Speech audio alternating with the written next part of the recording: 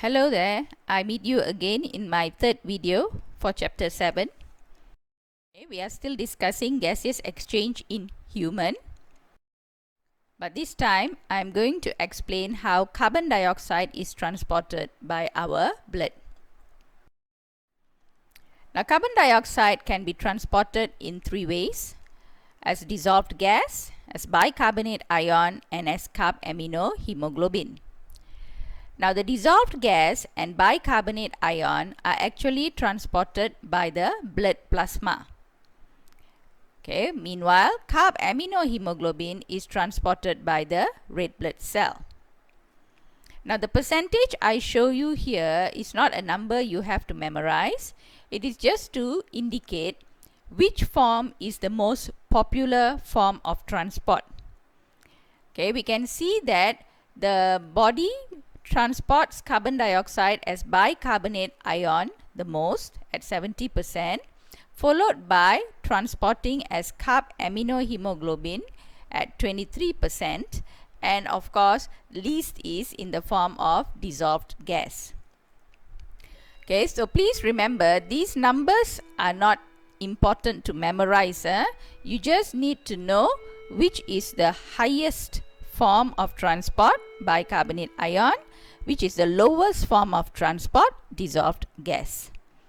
Okay, so let's go into the details. Now carbon dioxide, of course, is synthesized by our tissues that are carrying out aerobic respiration. Now this causes a high concentration to develop at the tissues, and the blood will have a low concentration, so naturally carbon dioxide will diffuse into the blood plasma down a concentration gradient. Now the carbon dioxide that is in the blood plasma will choose two ways to carry on the process. The two ways are: one, they remain in the blood plasma, that is at 7%, and balance will all diffuse into the red blood cell. Okay, keep in mind again, these numbers are not important. When you are writing an essay, you just have to say that some of the carbon dioxide dissolve directly into the blood plasma and most of the carbon dioxide will diffuse into the red blood cell. So let's start with the smallest number first. What happens to the carbon dioxide in the blood plasma? The carbon dioxide that is in the blood plasma will react with the water in the blood plasma to form carbonic acid, H2CO3. Carbonic acid then will ionize into hydrogen ions and hydrogen carbonate ions, or also known as bicarbonate ion.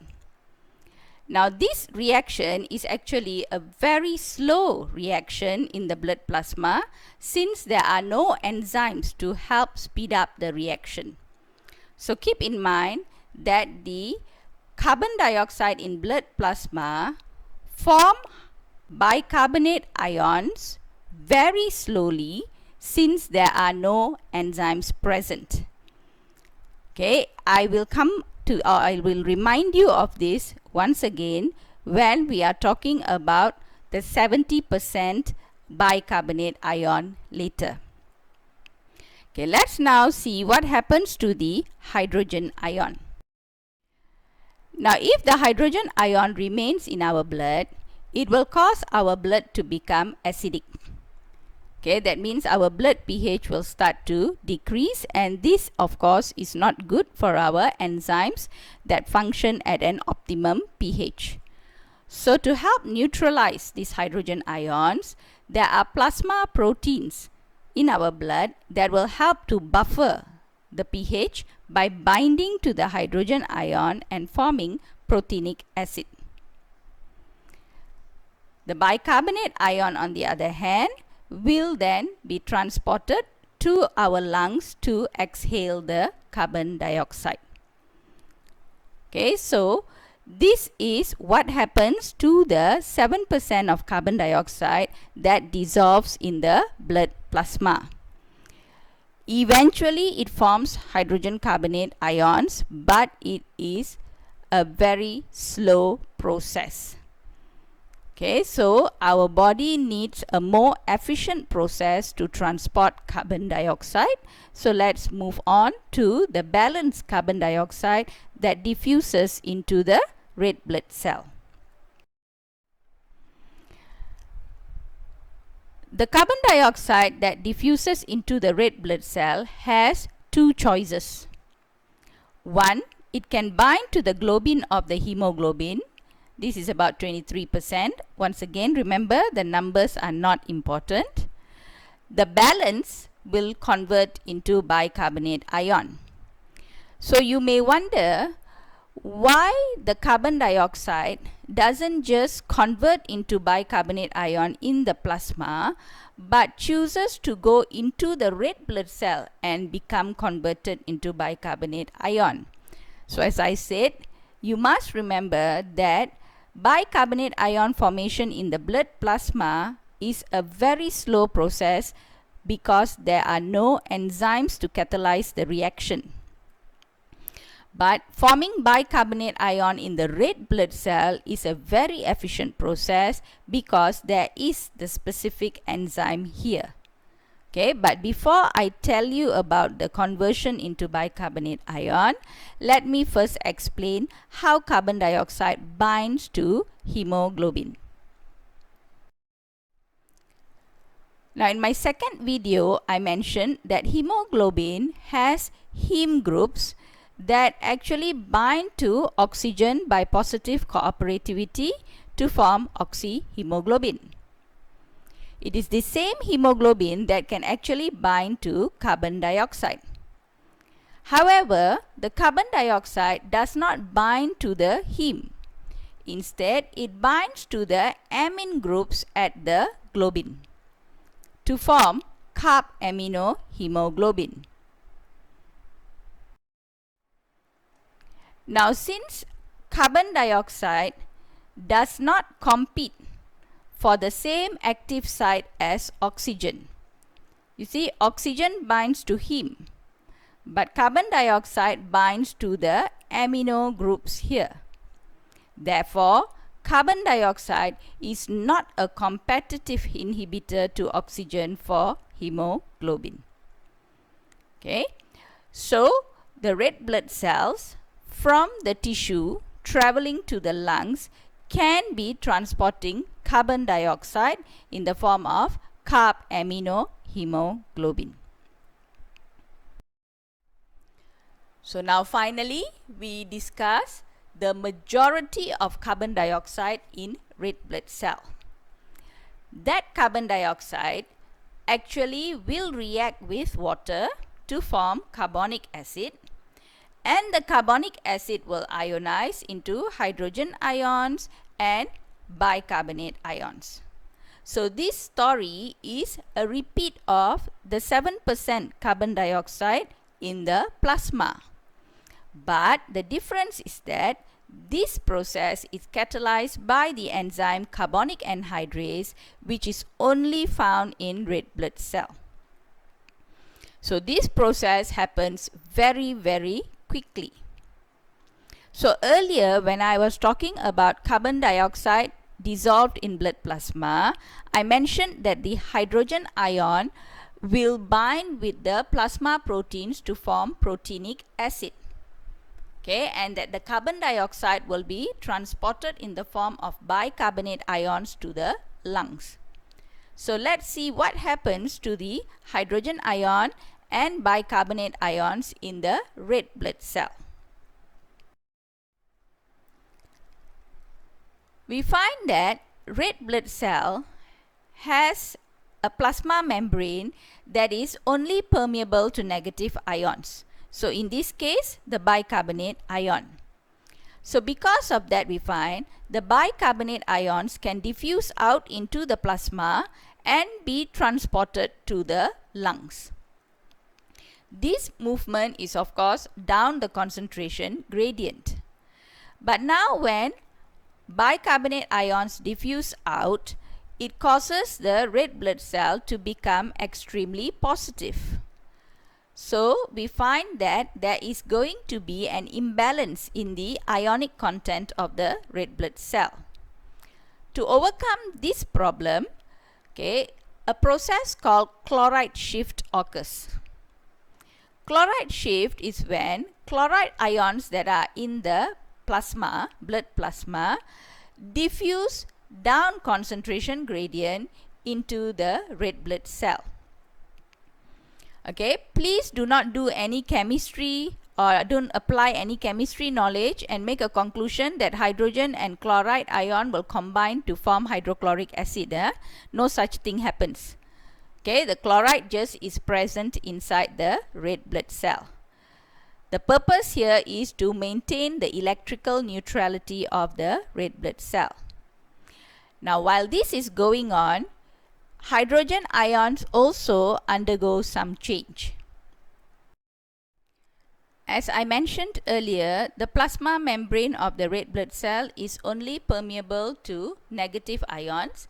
So, bicarbonate ion was able to diffuse out and chloride ion was able to diffuse in.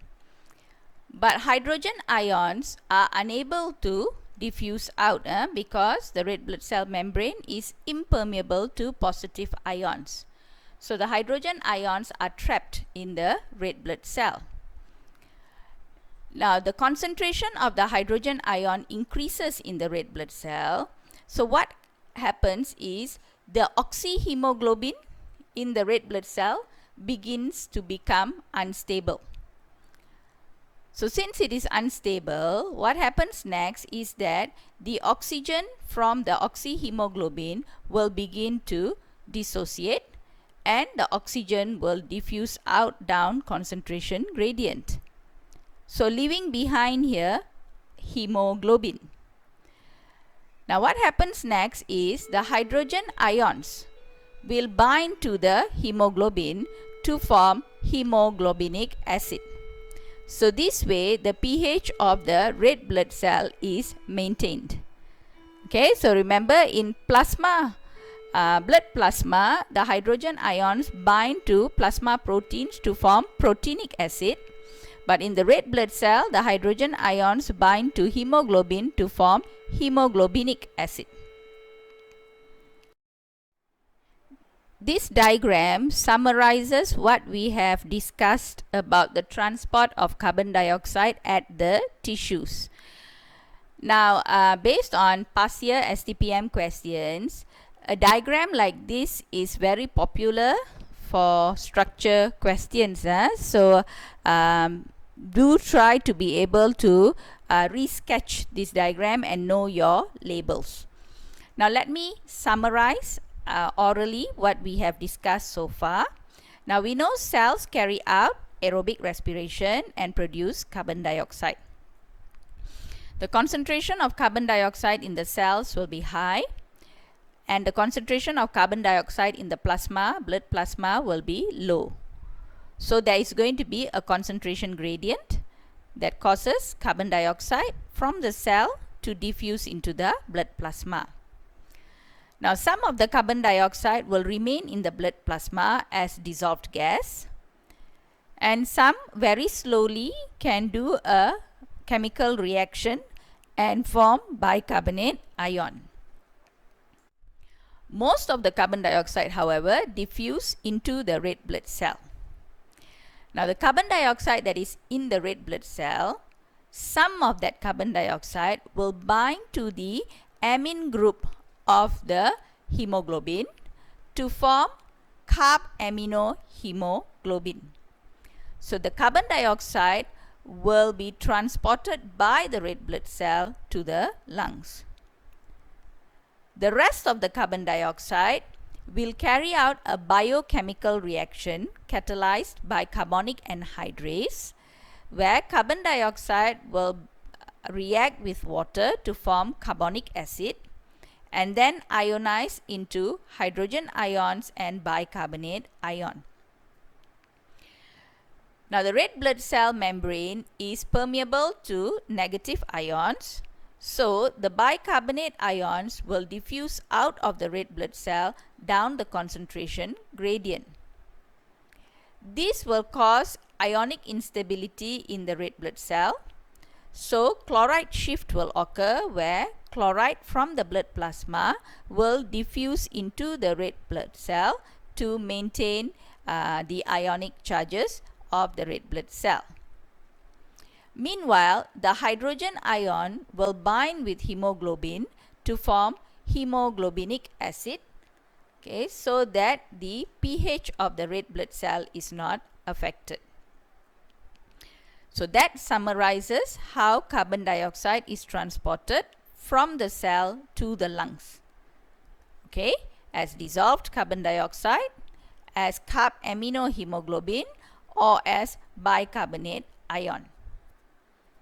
We also need to know how all this carbon dioxide will exit our lungs by exhalation. Okay, so let's continue.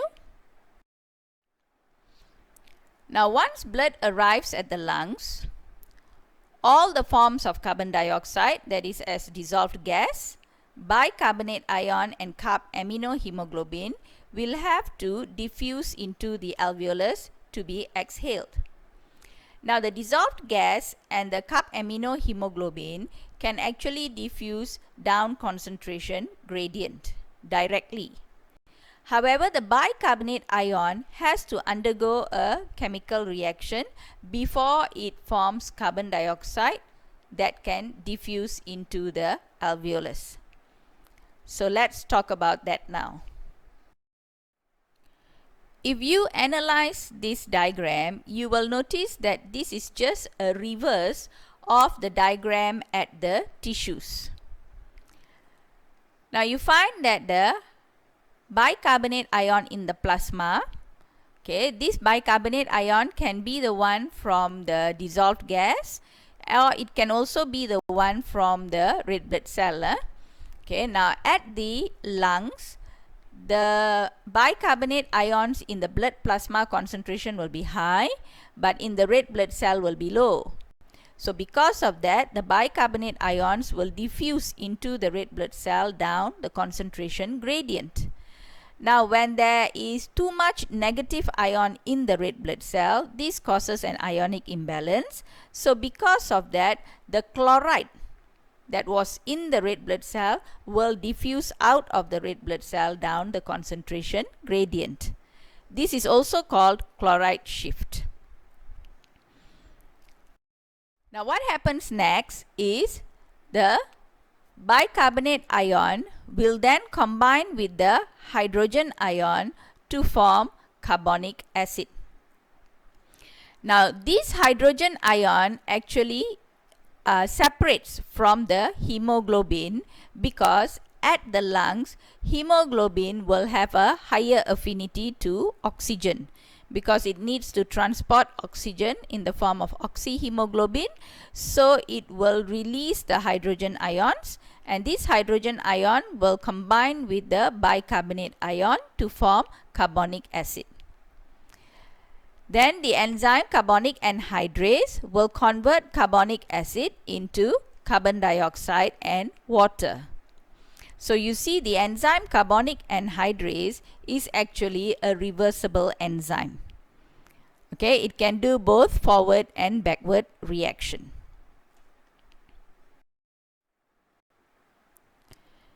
The water that is formed will remain in the red blood cell, and the carbon dioxide we find will actually start to diffuse out of the red blood cell, out of the blood capillary into the alveolus, where then it will be exhaled. So that concludes our explanation on how carbon dioxide is transported. Okay, so in my next video, I will explain oxygen dissociation curves of hemoglobin and two other new blood pigments that you may not have learnt before, myoglobin and fetal hemoglobin. So until my next video, bye bye.